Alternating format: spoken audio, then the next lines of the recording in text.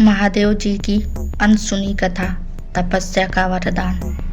प्राचीन समय की बात है। एक छोटे से गांव में धीरज नाम का एक शिव भक्त रहता था। वह बचपन से ही महादेव के प्रति अटूट श्रद्धा रखता था। रोज सुबह वह गांव के शिव मंदिर में जाकर जल चढ़ाता और घंटों ध्यान करता, लेकिन उसकी मनोकामना अब तक पूरी नहीं हुई थी। वह महादेव से साक्षात्कार चाहता था।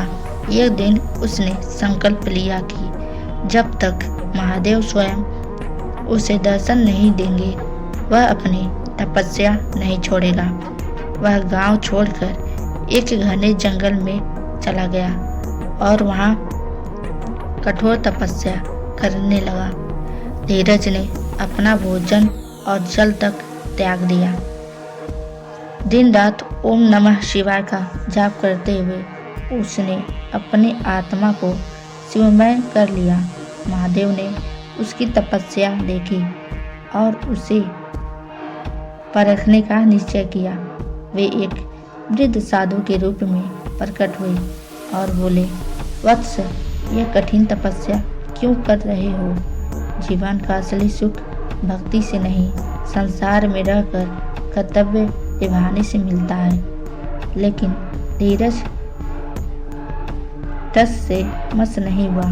उसने कहा, हे परमात्मा, मेरा जीवन केवल महादेव के चरणों में समर्पित है।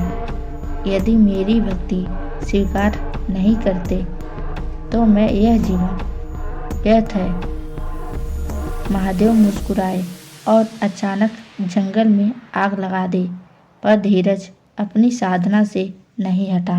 धीरज की अडिग भक्ति से प्रसन्न होकर महादेव अपने वास्तविक रूप में प्रकट हुए।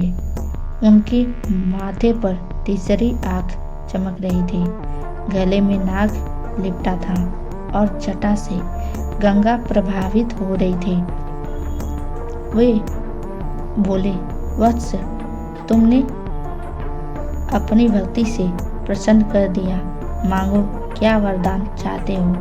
धीरज ने श्रद्धा से कहा, प्रभु, मुझे ऐसी शक्ति दे कि मैं जरूरतमंदों की सेवा कर सकूं और मेरे हृदय में सदा आपकी भक्ति बनी रहे।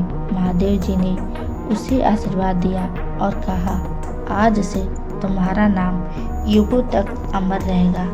जो भी सच्चे मन से मेरी भक्ति करेगा, उसे कभी किसी चीज की कमी नहीं होगी। धीरज वापस गांव लौटा और शिव भक्ति का प्रचार करने लगा। उसकी कथा सुनकर कई लोगों ने शिव की भक्ति शुरू कर दी। गांव में सुख शांति आ गई और शिव कृपा से सभी कष्ट समाप्त हो गए। शिक्षा, जो भी सच्चे मन से महादेव जी की भक्ति करता है, उसे किसी चीज की कमी नहीं होती। महादेव